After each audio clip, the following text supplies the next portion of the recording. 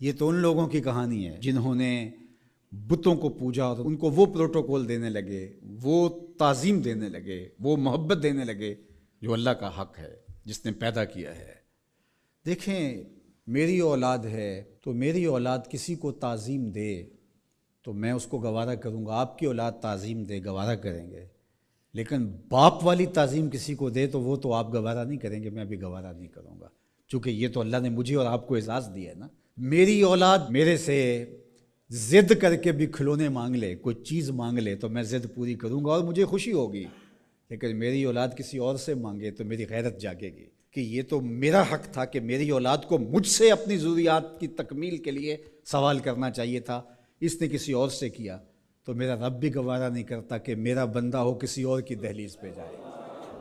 کہا تمہارے جوتے کا تسمہ بھی ٹوٹ جائے تو اپنے رب سے مانگو، وہ تمہیں دینے والا ہے، تمہاری ضرورتوں کی تکمیل کرنے والا ہے، یہ تمہارا رب گوارا نہیں کرتا۔ اللہ اکبر۔ حضور نے سوال کرنے سے منع کیا۔ حضرت ابوبکر صدیق رضی اللہ تعالی عنہ سواری پہ بیٹھے تو ہاتھ سے کوڑا گر گیا، تو آپ گھوڑا کھڑا کیا، نیچے اترے، کوڑا اٹھایا، پھر بیٹھے، تو کسی نے کہا کہ یہ آپ فرما دیتے، ہم پکڑ کے آپ کے ہاتھ میں دے دیتے۔ کہا حضور نے سوال کرنے سے منع کیا۔ یہ ہیں وہ لوگ جو عمل کرنے والے ہیں اور ہم تو باتیں کرنے والے ہیں۔ والذین آمنوا اشد حبا للہ، اور جو اہل ایمان ہیں وہ اللہ کو ٹوٹ کے چاہتے ہیں، شدید، بلکہ شدید سے آگے اشد ہے لفظ، یہ طلباء جانتے، اس میں تفضیل ہے۔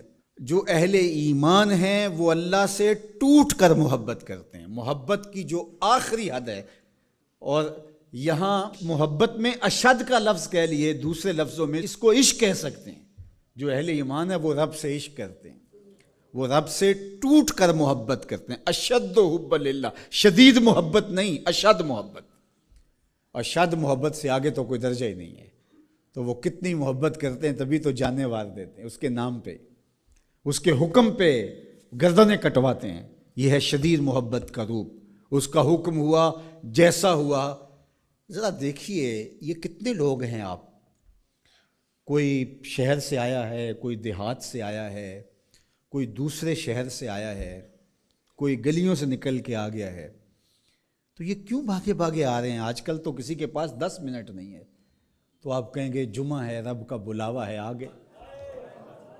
یہاں میں چاہوں تو 1 گھنٹہ گفتگو کروں، آدھا کروں، آپ بیٹھے رہیں گے، پھر چلے جائیں گے۔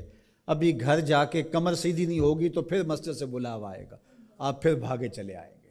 تو وہ مالک اس محبت کی لاج رکھنے والا ہے۔ یار اللہ سے محبت بہت بڑی دولت ہے، آج اللہ سے محبت ہم بھول گئے ہیں۔ حضور علیہ الصلاۃ والسلام کی محبت بھی اللہ کی محبت ہے، یہ بات ذہن میں رکھیے گا۔ اس کا یہ مطلب نہیں ہے کہ کوئی شخص حضور کی محبت کی نفی کر دے اللہ کی محبت کا نام لے کر، جس طرح کہ ایک فکر ایسی بھی موجود ہے، لیکن دوسری جانب بھی کچھ ایسی صورتیں اتر گئی ہیں کہ حضور کی محبت اس کا نام لیا جاتا ہے اور اللہ کی محبت بتدریج دلوں سے اس طرح سے ختم کر دی گئی ہے۔ اہل ایمان اللہ سے ٹوٹ کے محبت کرتا، تتجافی جنوبہم عن المضاجع، اور اللہ کی محبت کی وجہ سے راتوں کو ان کی کروٹیں بستروں سے الگ رہتی ہیں، وہ خوف اور طمع میں رب کو پکارتے ہیں، کبھی قیام میں، کبھی سجود میں، کبھی رکوع میں، کبھی تسبیح کرتے ہوئے، کبھی تہلیل کے ترانے پڑھتے ہوئے، اس کا مبارک نام لیتے ہوئے، تو اس کے ذکر سے اس کی محبت کا اظہار ہوتا ہے۔ نماز پڑھو تو ڈوب کے پڑھو، سجدہ کرو تو ڈوب کے پڑھو، گویا تم اپنے مالک کی دہلیز پہ اپنا سر رکھ دیا ہے، اور پوری تندہی کے ساتھ اس کے حضور سجدہ ریزیاں کرو، چونکہ وہ ہمارا خالق ہے،